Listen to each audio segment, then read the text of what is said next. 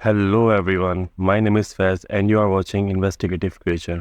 आई hope आप सब अच्छे होंगे, खुश होंगे और अपनी ज़िंदगियों में बेहतर कर रहे होंगे। फ्रेंड्स, आज मेरा गला थोड़ा सा ख़राब है, जिस वजह से मेरी आवाज़ ठीक से निकल नहीं पा रही है। इसलिए हो सकता है कि आप लोगों को मेरी आवाज़ थोड़ी सी बजिंग लगे।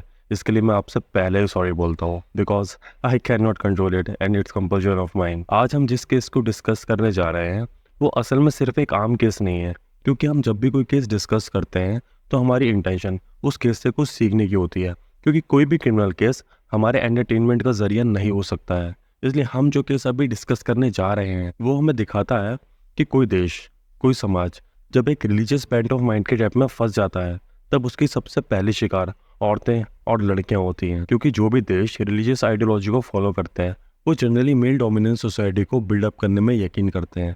इसलिए ऐसे देशों में विकृत मानसिकता का शिकार औरतें ही होती हैं। ये कहानी है ऐसी विकृत मानसिकता का शिकार हुई एक लड़की की, जिसका नाम है अतेफा रजबी साहले।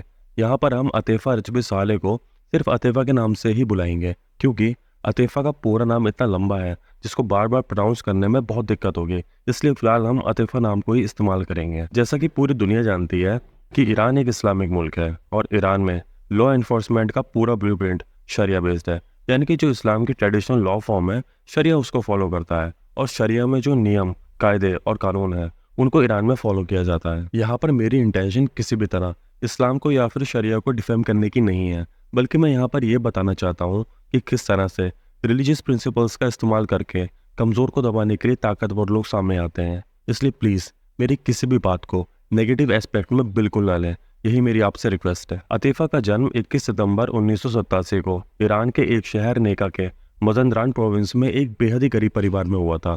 अतीफ़ा के जन्म के बाद उसके माँ बाप मजंदरान प्रोविंस से सीधे मशाद सिटी में शिफ्ट हो गए थे। उससे कुछ वक्त के बाद अतीफ़ा के माँ बाप का डिवोर्स हो गया और तब अतीफ़ा सिर्फ 1 साल की थी। अतीफ़ा की गार्जियनशिप उसके पिता को मिली और अतीफ़ा की माँ ने दूसरा निकाह कर लिया। लेकिन जब अतीफ़ा महज 5 साल की थी तब अतीफ़ा की माँ की मौत एक कार एक्सीडेंट में हो गई और उसके कुछ ही वक्त के बाद अतीफ़ा की भाई की मौत नदी में डूबने से हो गई। अब एक तरह से देखा जाए तो अतीफ़ा ने बेहद ही कम उम्र में अपना बहुत कुछ खो दिया था और इस उम्र में एक बच्चे को सबसे ज़्यादा अपनी माँ की ज़रूरत होती है और अतीफ़ा की माँ उसको बहुत पहले ही छोड़कर जा चुकी थी। अतीफ़ा के पिता एक इंटीरियर वेंडर थे, यानी कि वो जगह जगह जाकर फेरी लगाकर सामान बेचा करते थे और अतीफ़ा और उसकी बहन को अपने पड़ोसियों के सहारे छोड़कर चले जाया करते थे। जब अतीफ़ा थोड़ी बड़ी हुई तब उसके पिता ने अतीफ़ा और उसकी बहन को खुरासान प्रोविंस वेलफेयर ऑर्गेनाइजेशन के हवाले कर दिया, जहाँ पर अतीफ़ा को और उसकी बहन को ऑर्गेनाइजेशन के लोगों ने पढ़ना लिखना सिखाया था, जिसकी वजह से अतीफ़ा अपने पर्सनल डॉक्यूमेंटल वर्क खुद से कर लिया करती थी। हालांकि अभी तक भी अतीफ़ा के परिवार के हालात अच्छे नहीं थे। एक तो अतीफ़ा का परिवार पहले से ही गरीब था और ऊपर से अतीफ़ा के पिता नशे के आदी थे, जिस वजह से इन लोगों की फाइनेंशियल कंडीशन काफ़ी ख़राब थी। जब अतीफ़ा और इसकी बहन थोड़ी और बड़ी हुई तब अतीफ़ा के पिता अपने सभी बच्चों को लेकर अपने माँ बाप के पास चले गए, यानी कि अतीफ़ा के पिता अतीफ़ा और उसकी बहन को अतीफ़ा के दादा दादी के पास लेकर चले गए। अतीफ़ा के दादा दादी काफ़ी बूढ़े थे। अतीफ़ा के दादा उस वक्त 90 साल के आसपास रहे होंगे और अतीफ़ा की दादी की यही कुछ 70 साल के आसपास की उम्र रही होगी। अतीफ़ा को अपनी बहन के साथ साथ अपने दादा दादी का ख्याल भी रखना पड़ता था। जो लोग अतीफ़ा के काफ़ी क्लोज थे, मतलब अतीफ़ा के फ्रेंड्स और उसके रिलेटिव्स, ये बताते हैं कि अतीफ़ा एक बहुत ही समझदार, जिम्मेदार और रहमदिल लड़की थी। अतीफ़ा इतनी जिम्मेदार थी कि वो छोटे मोटे काम करके जो रुपये कमाती थी वो उनका इस्तेमाल अपनी बहन की और अपने दादा दादी की ज़रूरतों को पूरा करने के लिए करती थी। अब खुद सोचिए कि इतनी कम उम्र में गरीबी ने अतीफ़ा को इतना मैच्योर बना दिया था। अतीफ़ा जिस कॉलोनी में अपने दादा दादी के साथ रहती थी उस जगह पर बेसिकली लेबर क्लास लोग ज़्यादा रहते थे, इसलिए ज़्यादातर दिन के वक्त उस कॉलोनी में कम ही लोग बाहर देखने को मिलते थे, क्योंकि दिन के वक्त ज़्यादातर लोग मजदूरी करने के लिए चले जाया करते थे। अब जाहिर सी बात है कि लेबर क्लास लोग ज़्यादा पैसे वाले तो होते नहीं हैं, इसलिए जिस जगह अतीफ़ा रहती थी उस जगह के बेहद ही कम बच्चे अपनी एजुकेशन कंप्लीट कर पाते थे और ज़्यादातर बच्चे ना के बराबर ही पढ़े लिखे थे। जैसे कि मैंने आपको पहले बताया था कि अतीफ़ा और उसकी बहन खुरासान प्रोविंस वेलफेयर ऑर्गेनाइजेशन में रहा करती थीं, इसलिए अतीफ़ा वहाँ के बच्चों से कुछ अलग थे। अतीफ़ा के दादा दादी वाले घर के पड़ोस में एक आदमी रहता था जिसका नाम अली दराबी था। अली दराबी एक एक्स मेंबर था ईरानी रेवोल्यूशनरी गार्ड का। ईरानी रेवोल्यूशनरी गार्ड एक तरह से ईरान की आर्मी का ही एक विंग है, जिसको इस्लामिक रेवोल्यूशन के बाद बनाया गया था। इसलिए एक तरह से अली दराबी एक ट्रेंड सोल्जर था। कुछ साल ईरानी रेवोल्यूशनरी गार्ड के तौर पर काम करने के बाद अली दराबी ने आर्मी से रिटायरमेंट ले लिया और फिर उसके बाद अली दराबी टैक्सी चलाने लगा। अली दराबी की उम्र उस वक्त यही कोई 50 साल के ऊपर रही होगी और आर्टिकल्स के अकॉर्डिंग उसके बीवी बच्चे उससे दूर कहीं और रहा करते थे।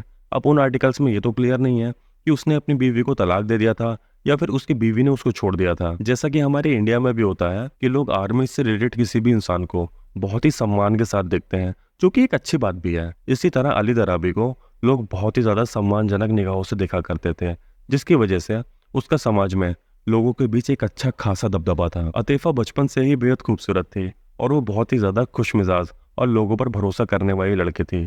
अब जैसा कि अली दराबी उसकी कॉलोनी में रहा करता था, तो अतीफा उस पर भी भरोसा करती थी।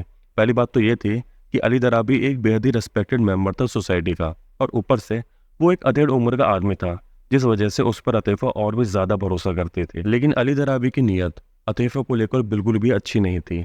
दराबी पहले अतीफा को अनयूजुअली टच किया करता था, जिसमें अतीफा को कुछ अजीब नहीं लगता था क्योंकि उस वक्त वो काफी छोटी थी। लेकिन कुछ ही समय के अंदर अली दराबी ने अतीफा के साथ दुष्कर्म किया और उस वक्त अतीफा की उम्र महज 12 साल की थी।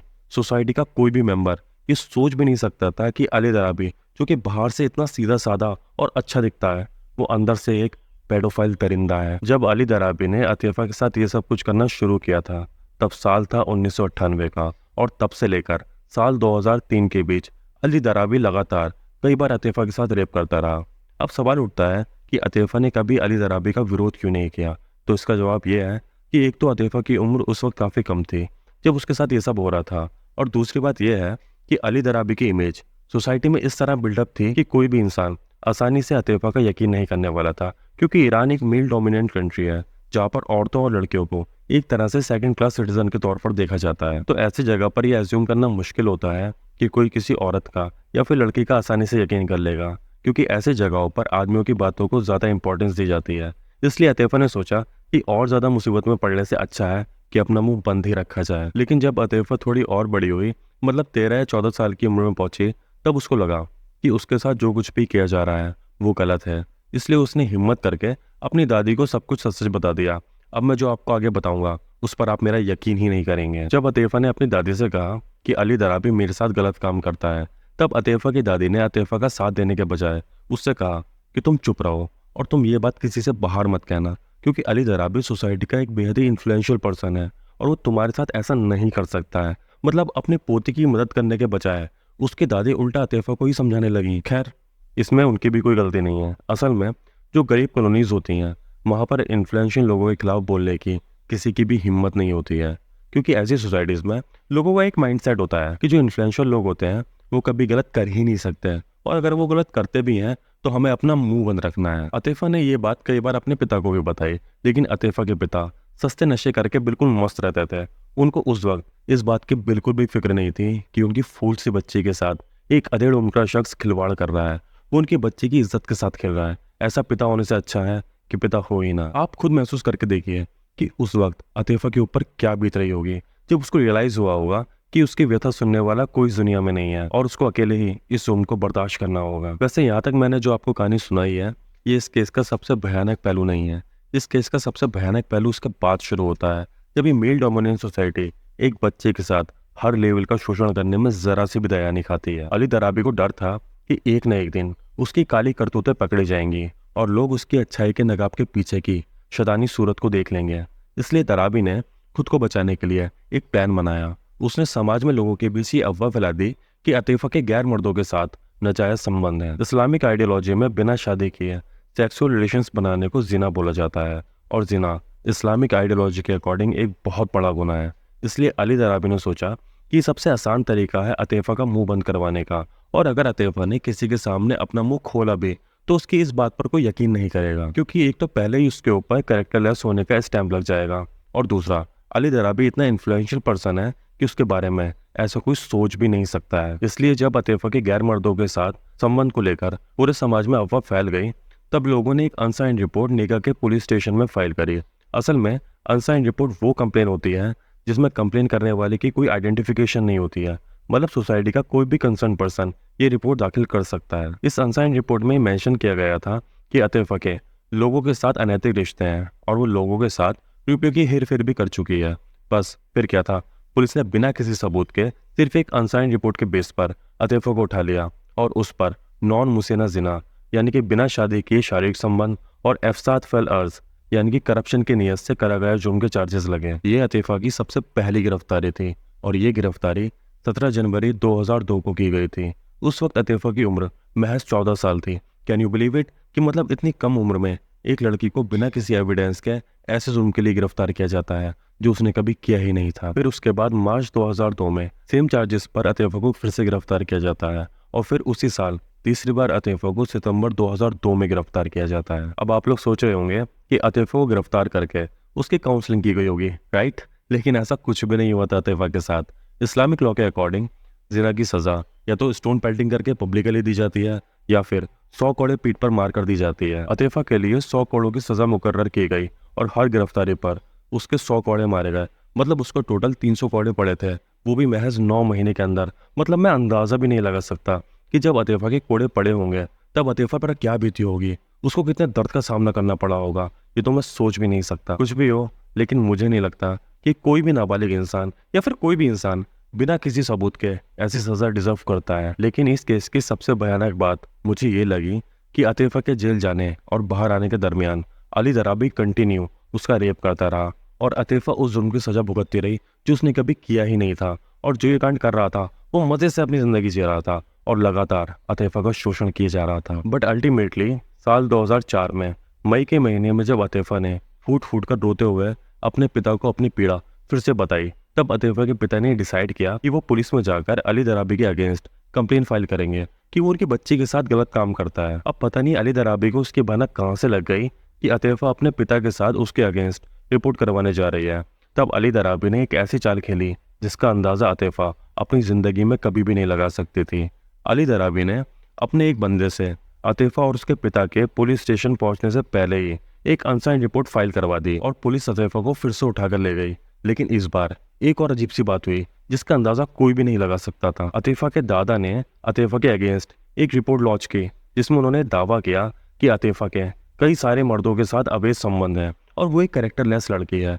मतलब मुझे तो कभी भी ये समझ में नहीं आया कि अतीफ़ा के दादा जिनसे अतीफ़ा इतना प्यार करती थी, उनका ख्याल रखती थी, वो उसके साथ ऐसा कर सकते हैं। उसके दादा ने ये सब अपनी मर्जी से किया या फिर किसी के दबाव में किया, ये बात आज तक किसी को भी पता नहीं चल पाई है। लेकिन उसके दादा की यह हरकत बिल्कुल भी माफ़ी के काबिल नहीं है। जब अतीफ़ा के दादा ने उसके खिलाफ कंप्लेन लॉन्च करी तब अथॉरिटीज़ को लगा कि अतीफ़ा सचमुच एक कैरेक्टरलेस लड़की है, क्योंकि उसके खुद के सगे दादा उसके खिलाफ ऐसा दावा कर रहे हैं। अब अतीफ़ा को क्राइम अगेंस्ट चैस्टिटी के चार्जेस में गिरफ्तार किया गया और उसको जेल में डाल दिया गया। लेकिन औरतों की उस जेल में भी अतीफ़ा को कहाँ आराम मिलने वाला था। जेल अथॉरिटीज़ डेली बेसिस पर तरह तरह से अतीफ़ा के साथ असॉल्ट करने लगे। कभी उसको मारा पीटा जाता तो कभी उसके साथ सेक्सुअल वायलेंस को जेल अथॉरिटीज़ के द्वारा अंजाम दिया जाता। और याद रखिएगा, ये सब कुछ अतीफ़ा को महज 16 साल की उम्र में झेलना पड़ रहा था। आप अपनी आंखें बंद करिए और इमेजिन करिए कि अतीफ़ा की जगह आपकी अपनी बेटी या फिर बहन है और फिर सोचिएगा कि उस बच्चे पर क्या बीत रही होगी।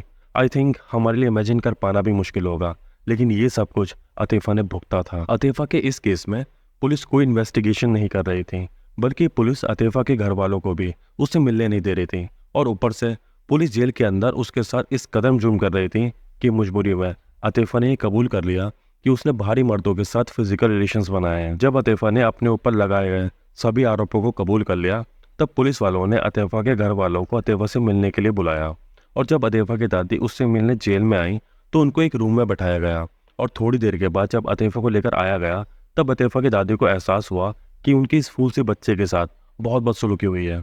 अतीफ़ा की हालत इतनी ख़राब थी कि वो अपने 2 पैरों पर खड़े होकर चल भी नहीं पा रही थी। अतीफ़ा किसी बच्चे की तरह अपने हाथों और पैरों के सहारे रेंगती हुई उनके पास आई। मतलब इससे ज़्यादा भयानक मेरी नज़र में कुछ भी नहीं हो सकता। अब अतीफ़ा की दादी को एहसास हुआ कि उनसे बहुत बड़ी गलती हो गई है जो उन्होंने अपनी बच्चे की आवाज़ दबाई और उसके साथ मिलकर उन्होंने उसके ऊपर हो रहे जुर्म के खिलाफ आवाज़ नहीं उठाई। जब अतीफ़ा की दादी उससे मिलकर जेल के बाहर आई तब उन्होंने अतीफ़ा का पूरा हाल नेका के इन्फ्लुएंशियल लोगों को बताया और उन भरे लोगों ने अतीफ़ा की पैरवी करी और उसका केस नेका के सेशन कोर्ट में ट्रायल के लिए पहुंच गया। जिस कोर्ट में अतीफ़ा का ट्रायल शुरू हुआ था उसके जज थे जस्टिस हाजी रसाई और ये डिस्ट्रिक्ट एडमिनिस्ट्रेटिव होने के साथ साथ एक मौलवी भी थे। अब आपको अतीफ़ा के ऊपर लगे चार्जेस के बारे में तो पता ही है, क्राइम अगेंस्ट चैस्टिटी प्रोस्टिट्यूशन और करप्शन। इन्हीं चार्जेस के बिना पर अतीफ़ा के ऊपर ट्रायल शुरू हुआ। अतीफ़ा के परिवार की माली हालत इतनी बुरी थी कि वो एक वकील भी हायर नहीं कर सकते थे, इसलिए कोर्ट ने अतीफ़ा को एक सरकारी वकील प्रोवाइड करवाया और कोर्ट ने जेल अथॉरिटीज़ के साथ मिलकर अतीफ़ा के केस में एक इंक्वायरी बैठाई और इंक्वायरी में सामने आया कि अतीफ़ा साल 2000 से 2001 के बीच जेल जा चुकी है और साल 2002 में उसको 3 बार कोड़े मारने की सजा भी मिली है। कोर्ट ने ये सारी बातें एज एन एविडेंस कंसिडर करी और जज हाजिर रसाई ने कहा कि अतीफ़ा किसी भी एंगल से 16 साल की नहीं लगती है, बल्कि एक 22-23 साल की व्यस्त लड़की लगती है, क्योंकि उसकी फिजिकल अपीयरेंस किसी मैच्योर लड़की की है। अब हो सकता है कि अतीफ़ा के ऊपर हुए सेक्सुअल टॉर्चर की वजह से उसकी बॉडी में ऐसा बदलाव हुआ हो, या फिर ऐसा भी हो सकता है कि आनुवांशिक तौर पर उसको उसकी माँ से मिला हो। रूल्स ऑफ क्रिमिनल प्रोसीजर और इस्लामिक पिनल कोड के अकॉर्डिंग जब कोई माइनर किसी भी तरह का क्राइम करता है तब उसके बालिग होने तक वेट किया जाता है, और जब वो माइनर बालिग हो जाता है तब उसको विधिवत तरीके से सजा दी जाती है। लेकिन यहाँ पर अतीफ़ा की उम्र थी महज 16 साल और उसको कंसिडर किया गया था एज एन एडल्ट। अतीफ़ा के परिवार वालों ने कोर्ट से अपील की कि उनकी बेटी मेंटली इल है, वो काफ़ी पहले से ही डिप्रेशन में है और उसको अक्सर पैनिक अटैक्स पड़ते हैं। अतीफ़ा के घर वालों ने कोर्ट में उसके मेडिकल रिकॉर्ड्स भी दाखिल किए थे और उसके साथ ही कॉलोनी के लोगों के द्वारा साइन किए गए लेटर्स भी लगाए, जिसमें कॉलोनी के लोगों ने एडमिट किया था कि अतीफ़ा मेंटली इल है। अब जाहिर सी बात है कि अगर किसी भी इंसान के साथ इतना ज़्यादा भयानक काम होगा तो वो इंसान मेंटली इल तो अपने आप ही हो जाएगा। खैर, चारों तरफ से दबाव बनते देख अतीफ़ा ने एक ऐसा फैसला ले लिया जो उसको नहीं लेना चाहिए था। अतीफ़ा ने कोर्ट में उस पर लगे सभी चार्जेस को एक्सेप्ट कर लिया। आई नो उसने ये सभी चार्जेस डिप्रेशन, एंजाइटी और होपलेसनेस की वजह से किए होंगे, बट उसके इस कबूलनामे को कोर्ट ने उसका एक बाले जुर्म माना। लेकिन कुछ ही दिनों के बाद पता नहीं अचानक अतीफ़ा को क्या हुआ, उसने कहा कि उसने कुछ भी गलत नहीं किया है और उसके साथ जिसने गलत किया है उसको सजा मिलनी चाहिए, ना कि उसे। अब कोर्ट में जज हाजिर रसाई अतीफ़ा के खिलाफ उल्टा सीधा बोलने लगे तो अतीफ़ा को एकदम पैनिक अटैक पड़ गया और उसने अपना हिजाब उतार दिया और चीख चीख कर कोर्ट में उसने कहा कि वो दोषी नहीं है बल्कि अली दराबी है जिसने उसके साथ ऐसा घिनौना काम किया है। अब आप सबको पता ही है कि ईरान में एक नियम है कि औरतें अपना हिजाब किसी गैर मर्द के सामने या फिर किसी पब्लिक प्लेस पर नहीं उतार सकती हैं। के लिए ईरान में एक पर्टिकुलर पुलिस का बंदोबस्त भी किया गया है जिसको मोरल पुलिस या फिर नैतिक पुलिस भी बोला जाता है। वो पुलिस ध्यान रखती है कि किसी औरत या फिर लड़की ने सही से हिजाब पहना है या फिर नहीं, और इसी के अकॉर्डिंग वहाँ की पुलिस एक्शन लेती है। और यहाँ पर तो भरी कोर्ट में बहुत सारे मर्दों के बीच अतीफ़ा ने ऐसी हिम्मत कर दी थी और चिल्ला चिल्ला कर वो जज से बात कर रही थी। उसकी इस बात पर जस्टिस हाजी रसाई आग बबूला हो गए और उन्होंने फौरन अतीफ़ा को उम्र कैद की सज़ा सुना दी। जब अतीफ़ा ने सुना कि उसको उम्र कैद की सज़ा सुना दी गई है तब वो और भी ज़्यादा गुस्सा हो गई और उसने अपने पैरों में पहन रखे जूते को अपने हाथों में उठाया और जज हाजी रसाई के ऊपर फेंक कर मारा। अतीफ़ा की इस हरकत को देखकर हाजी रसाई बहुत ज़्यादा गुस्से में आ गए और उन्होंने इसी गुस्से में बिना किसी वजह और सबूत के अतीफ़ा को फांसी की सजा सुना दी। ईरान की सुप्रीम कोर्ट ने जज हाजी रसाई के इस फैसले को बरकरार रखा और सुप्रीम कोर्ट ने अतीफ़ा पर लगे पिछले आरोपों की वजह से नहीं बल्कि इस्लामिक पिनल कोड के सेक्शन 136 के वॉयलेशन के चलते अतीफ़ा की मौत की सजा कायम रखी। अब दिन आया 15 अगस्त 2004 का। इस दिन अतीफ़ा को फांसी की सजा दी जानी थी। अतीफ़ा को फांसी देने के लिए नेका के एक चौराहे पर एक क्रेन बुलवाई गई और उस क्रेन पर फांसी का फंदा बांध दिया गया। देखते ही देखते वहां पर हजारों लोगों की भीड़ इकट्ठा हो गई और वहां पर नेका के हाई ऑफिशियल्स को भी बुलाया गया था। वहां पर जज हाजिर रसाई भी अतीफ़ा की मौत की सजा को एग्जीक्यूट होते देखने के लिए आए थे। जब अतीफ़ा ने देखा कि हाजिर रसाई भी वहां आए हैं तो उसने हाजिर रसाई से माफ़ी मांगी और कहा कि उसने उनके साथ जो भी व्यवहार किया है उसको इसका खेद है और वो आइंदा किसी भी मर्द की तरफ नहीं देखेगी, बस वो एक बार उसको माफ़ कर दें और उसकी फांसी की सज़ा को एग्जीक्यूट ना करें। लेकिन हाजिर रसाई तो हाजिर रसाई थे, उनके दिल में ज़रा सा भी रहम नहीं आया और उन्होंने कहा कि वो अपने हाथों से अतीफ़ा को मौत की सज़ा देंगे। अतीफ़ा को फांसी के फंदे के नज़दीक लाया जाता है और उसके गले में अपने हाथों से खुद हाजिर रसाई ने फांसी का फंदा डाला और आखिरी बार अतीफ़ा ने हज़ारों लोगों की भीड़ की तरफ देखते हुए माफ़ी मांगी और फिर अगले ही पल उसको हवा में झुला दिया गया और लगभग 1 घंटे तक उसको हवा में ऐसे ही सस्पेंड छोड़ दिया जाता है। फिर 1 घंटे के बाद डॉक्टर्स डिक्लेयर करते हैं कि अतीफ़ा मर चुकी है और ये सब कुछ हो चुकने के बाद अगले दिन अतीफ़ा की डेड बॉडी उसके घर वालों के सुपुर्द की जाती है। तब उसके घर वालों को पता चलता है कि उनकी बेटी को एग्जीक्यूट किया जा चुका है। जिस दिन अतीफ़ा को मौत की सजा दी गई थी उस दिन अतीफ़ा के घर वालों को इन्फॉर्म ही नहीं किया गया था और उसको आखिरी बार उसके परिवार के लोगों से मिलवाया भी नहीं गया था। अतीफ़ा के घर वाले अतीफ़ा को नेका के कब्रिस्तान में पूरे रीति रिवाज के साथ दफन कर देते हैं और अथॉरिटीज़ ने अतीफ़ा के टूम स्टोन पर उसकी डेट ऑफ बर्थ लिखी 1982, यानी कि जब फांसी हुई तब वो 22 साल की थी ऐसा साबित करने के लिए अथॉरिटीज ने ऐसा किया था। लेकिन बेरहमी की हद तो तब हो गई जब अतैफा के घर वाले उसकी कब्र पर दुआ पढ़ने के लिए गए, लेकिन उन्होंने देखा कि कब्र खुदी हुई है और अतैफा की लाश गायब है। तुरंत अतैफा के घर वालों ने पुलिस में कंप्लेन करी और पुलिस अतैफा की बॉडी को ढूंढने में लग गई। जब ये सारी बसर मचने लगी तब कुछ जर्नलिस्ट की नजर इस केस पर पड़ी और उनके जरिए ये खबर इंटरनेशनल लेवल पर पहुंच गई। इंटरनेशनल मीडिया ने इस पूरे केस को लेकर ईरान में साइलेंटली एक स्टिंग ऑपरेशन चलाया और उन्होंने ये पाया कि कैसे अतैफा को इस पूरे केस में फंसाया गया था और कैसे अथॉरिटीज ने अतैफा की उम्र के साथ जानबूझकर छेड़छाड़ की थी। जब इस केस को फिर से सुप्रीम कोर्ट में भेजा जाता है तो सुप्रीम कोर्ट इस केस पर एक इंक्वायरी बैठा देती है और अथॉरिटीज को सारे सबूत ढूंढकर लाने का इंस्ट्रक्शन देती है। अथॉरिटीज को अतैफा के घर वाले उसका बर्थ सर्टिफिकेट देते हैं और वेलफेयर ऑर्गेनाइजेशन के लोग भी पुलिस को उसके सर्टिफिकेट मुहैया करवाते हैं, जिसमें यह साबित होता है कि अतैफा को जब मौत की सजा दी गई थी तो वो 16 साल की थी, ना कि 22 साल की। सुप्रीम कोर्ट ने एग्री किया कि अतैफा उस वक्त नाबालिग थी और स्टेट को सुप्रीम कोर्ट ने इंस्ट्रक्शन दिया कि अतैफा के डेथ सर्टिफिकेट पर उसकी उम्र 16 साल मेंशन की जाए। सुप्रीम कोर्ट ने इंटेलिजेंस फोर्स को जज हाजी रसाई, अतैफा को कस्टडी में रखने वाले पुलिस ऑफिसर्स और अली दराबी को अरेस्ट करने का ऑर्डर दिया और बाद में उनकी गिरफ्तारी भी कर ली गई और सबने अपना गिल्ट एक्सेप्ट भी कर लिया। अली दराबी ने सुप्रीम कोर्ट में माना कि उसने ही अतैफा के साथ रेप किया था। सुप्रीम कोर्ट ने अतैफा को पोस्ट ह्यूमरस रिलीज दिया, मतलब अतैफा के मरने के बाद उसको निर्दोष करार दिया गया। अतैफा ने जीते जी एक नर्क भोगा और उसने अपनी जिंदगी में खुशियां ना के बराबरी देखी थी। मैंने यहाँ पर ना के बराबर इसलिए कहा क्योंकि अतैफा की जिंदगी में एक लड़का था जिसको वो प्यार करती थी और वो लड़का भी उसको बहुत प्यार करता था। ये दोनों एक दूसरे के लिए काफी सीरियस भी थे। जब अतैफा जेल में गई थी तब वो लड़का अतैफा से मिलने भी जाया करता था। जब अतैफा की मौत हुई तब उस लड़के ने मीडिया को बताया था कि अतैफा और वो एक दिन पैदल पैदल कहीं जा रहे थे। तभी अतैफा की नज़र एक शोरूम में लगे वेडिंग गाउन पर पड़ी तो उसने अपने लवर से कहा कि वो अपनी शादी में यही वेडिंग गाउन पहनेगी, मगर अफसोस जिंदगी ने उसको कफन पहना दिया। हमें हमेशा ध्यान रखना चाहिए कि धार्मिक अंधता समाज को हमेशा गर्त में लेकर जाती है और इस अंधता का सबसे पहला शिकार औरतें और लड़कियां होती हैं। आई होप आपको वीडियो पसंद आई होगी। अगर आपको सच में वीडियो पसंद आई है तो प्लीज़ वीडियो को अपने एक लाइक दे दें और साथ में चैनल को भी सब्सक्राइब ज़रूर से कर लें। इसी के साथ आज का ये केस यहीं पर ख़त्म होता है। अब आपसे मुलाकात होती है किसी नए केस के साथ। तब तक के लिए बी हैप्पी, बी विजिलेंट।